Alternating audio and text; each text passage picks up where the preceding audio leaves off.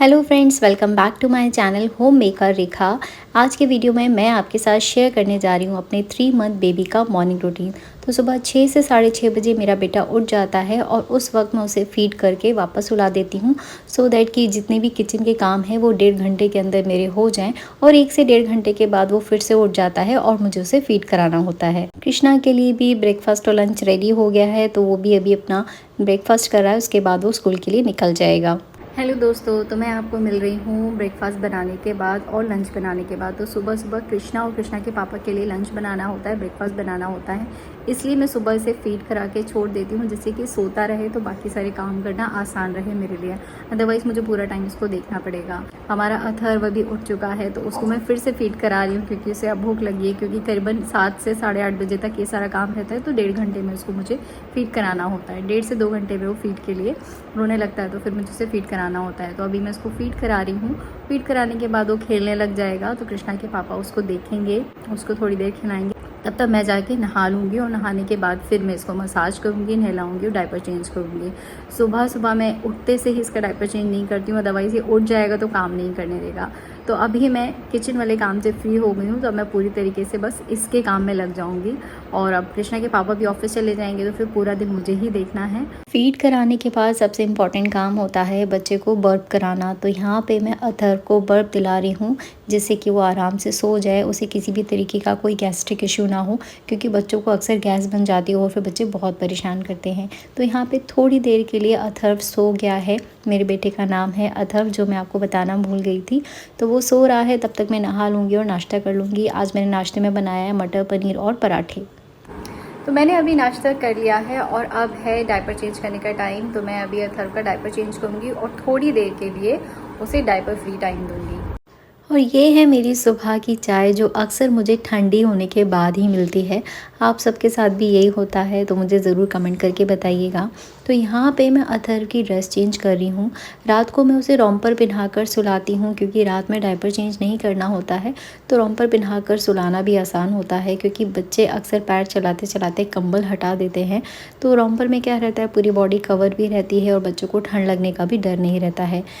वैसे हम जहाँ रहते हैं वहाँ पर उतनी ज़्यादा ठंड भी नहीं होती है, थोड़ी बहुत ठंड होती है। अगर इसमें बच्चों को 2 लेयर कपड़े भी पहना दिए जाएँ तो वो मोर देन सफिशिएंट रहता है। तो इस टाइम पर मैं अथर्व के कपड़े चेंज कर देती हूँ। मैं उसे टी-शर्ट पहना देती हूँ और डायपर निकाल देती हूँ, और साथ में मैं उसको जो कॉटन वाले लंगोट आते हैं वो पहना देती हूँ। तो ये होता है अथर्व का डायपर फ्री टाइम। करीबन 1 से 2 घंटे के लिए मैं उसे बिना डायपर के रखती हूँ।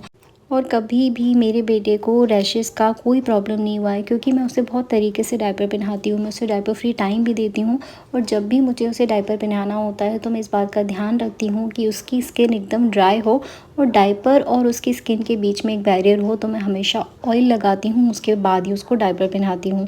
तो यहाँ पे अथर्व थोड़ा सा खेला, उसके बाद मैंने उसको फीड कराया और वो फिर से सो गया। तो उसकी नैप बहुत ज़्यादा लंबी नहीं रहती, वो 15 से 20 मिनट की नैप लेता है, उसके बाद उठ जाता है। तो मैं वेट कर रही हूँ कि वो 15-20 मिनट बाद जब वो उठ जाएगा तब मैं उसकी मसाज करूँगी और फिर मैं उसको नहलाऊँगी। तो यहाँ पे 15 से 20 मिनट की नैप लेने के बाद अथर्व उठ गया है, तो इस टाइम पे मैं उसकी करती हूँ मसाज करने का सबका अलग अलग तरीका होता है। मैं जिस तरीके से मसाज करती हूँ वो मैं आपके साथ शेयर कर रही हूँ।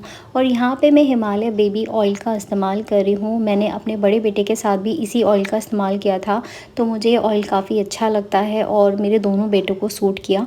और जब बहुत ज़्यादा गर्मी होती है उस टाइम पे मैं कोकोनट ऑयल का इस्तेमाल करती हूँ। तो अभी मैं यहाँ पे हिमालय बेबी ऑयल का इस्तेमाल कर रही हूँ, और जब भी मैं मसाज स्टार्ट करती हूँ तो हमेशा फेस से स्टार्ट करती हूँ।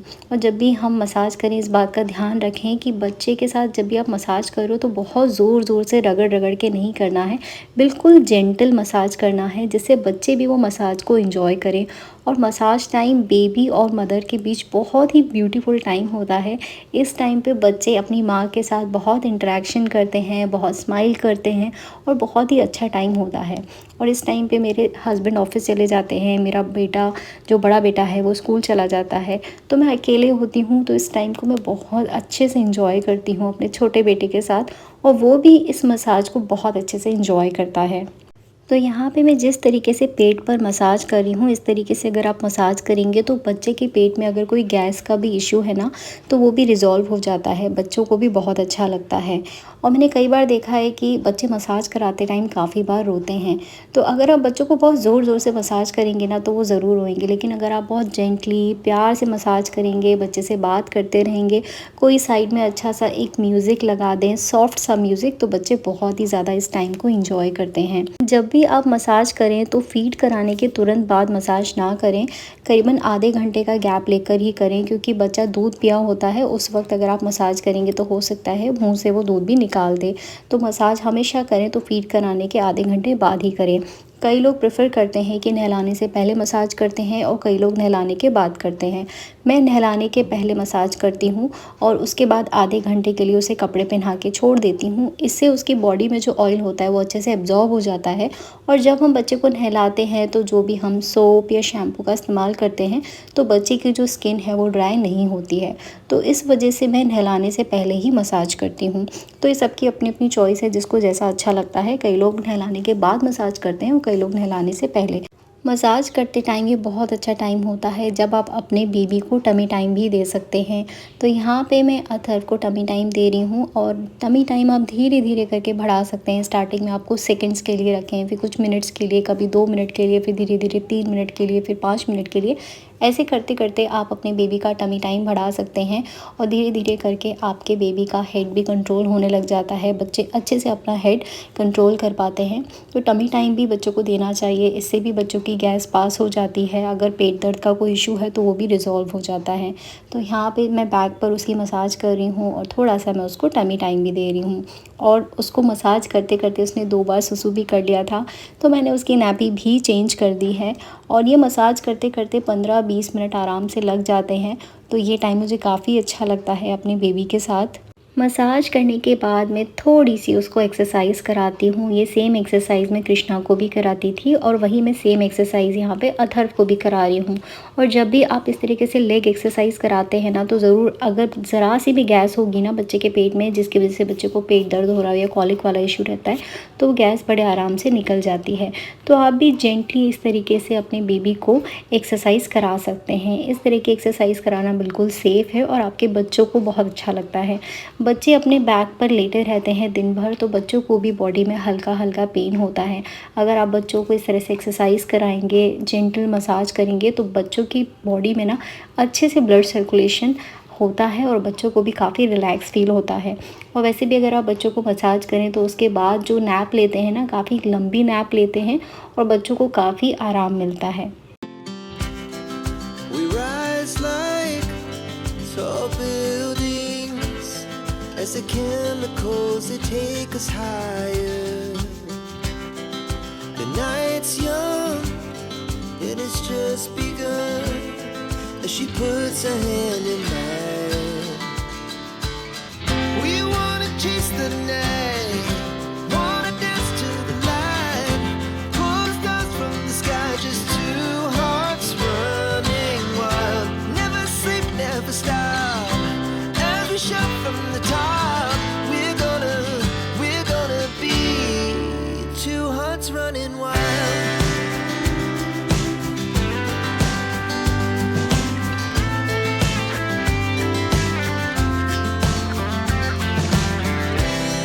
Now the morning is the afternoon.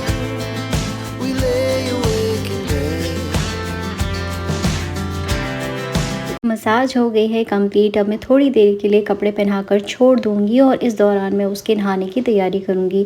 तो मैं हल्का गुनगुने पानी से नहलाती हूँ, क्योंकि यहाँ पे हल्की सी ठंड है, बहुत ज़्यादा नहीं है, लेकिन हाँ बेबी छोटा है तो उसके लिए थोड़ा सा गुनगुना पानी होना ज़रूरी है। तो मैं थोड़ा सा पानी गर्म करने के लिए रखूँगी और उसकी चेयर वगैरह लगा के रखूँगी जिस पे मुझे उसको नहलाना है। नहलाने से पहले सारी चीज़ों को तैयार करके रखना बहुत ज़रूरी है, क्योंकि बच्चों को नहला के तुरंत आपको कपड़े पहनाने होते हैं, जिससे कि कहीं उन्हें ठंड ना लग जाए। ऐसा ना हो कि हम नहलाने बैठे हैं और फिर एक एक चीज़ ढूंढ रहे हैं, इसलिए हमें सारी चीज़ों को तैयार करके पहले ही रखना होता है। तो यहाँ पर मैंने कपड़े, डायपर, बॉडी लोशन सब निकाल के रख दिया है। यहाँ पर मैंने नहलाने के लिए चेयर रेडी कर दी है, शैम्पू रख दिया है। अगर आप जॉइंट फैमिली में रहते हैं जहाँ पर कोई ना कोई बेबी को नहलाने में आपकी हेल्प कर देता है, तब तो आपको इस चेयर की ज़रूरत नहीं है। लेकिन अगर आप मेरी तरह न्यूक्लियर फैमिली में रहते हैं जहाँ पर अकेले आपको बेबी का सारा काम हैंडल करना है, ऐसे में ये चेयर बहुत ही हेल्पफुल है। मैंने कृष्णा के टाइम पर भी ऐसी चेयर का इस्तेमाल किया था और इस टाइम में अथर्व के टाइम पर भी ये वाली चेयर का इस्तेमाल कर रही हूँ, क्योंकि ये बहुत ही यूज़फुल प्रोडक्ट है। इसमें आप बेबी को बड़े आराम से बैठाकर नहला सकते हैं। नीचे इसमें नेट लगा हुआ है।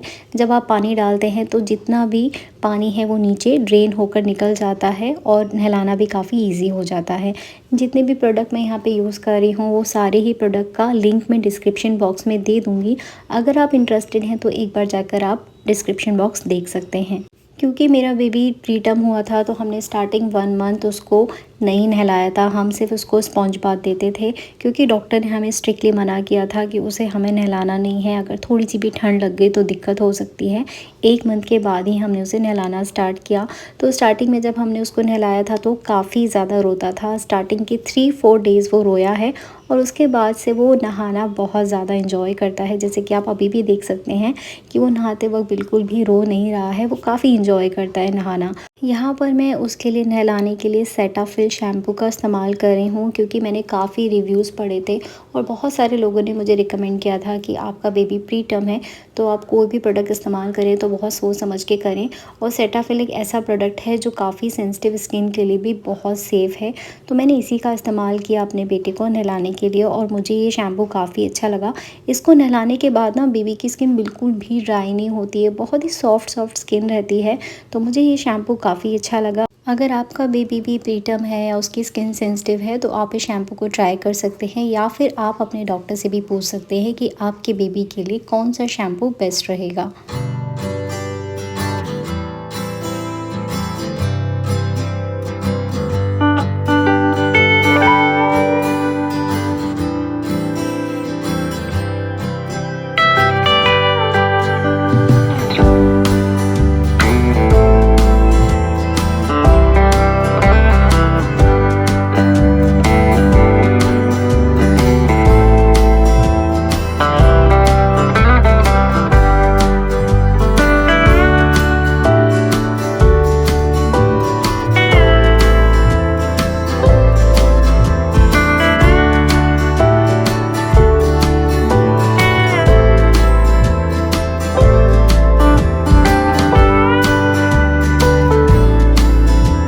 तो यहाँ पर मैंने अथर्व को नहला दिया है। नहलाने के बाद मैं अच्छे से टॉवल से उसको पोंछ दूँगी और उसके बाद मैं उसको बेबी लोशन लगाऊंगी।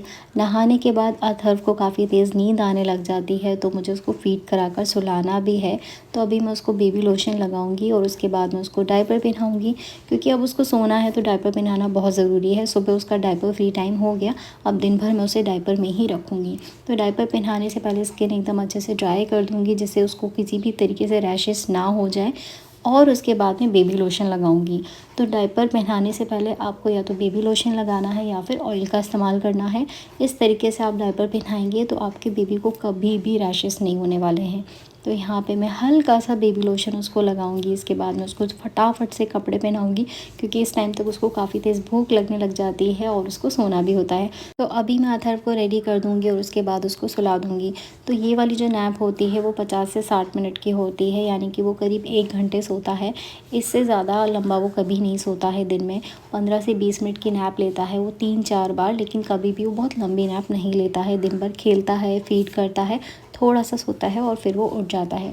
तो पूरा जो दिन है वो इसी तरीके से रिपीट मोड में चलता रहता है। फीड करता है, थोड़ी देर सोता है, फिर खेलता है, फिर फीड करता है, फिर सोता है, फिर थोड़ा बहुत खेलता है। तो कुछ इस तरीके से पूरा दिन अथर्व के साथ निकल जाता है।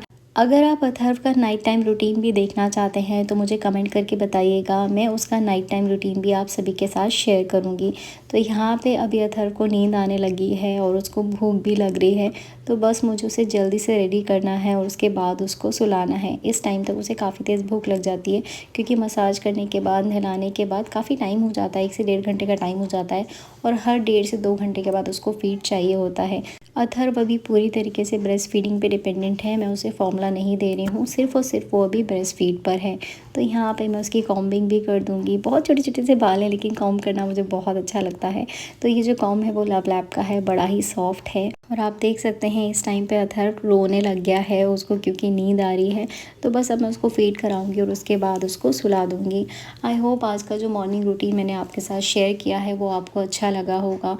अगर आपको इस वीडियो में कुछ भी अच्छा लगा हो तो इस वीडियो को लाइक करिएगा। चैनल पर पहली बार आए हैं तो इस चैनल को सब्सक्राइब करके बेल आइकन प्रेस करना मत भूलिएगा।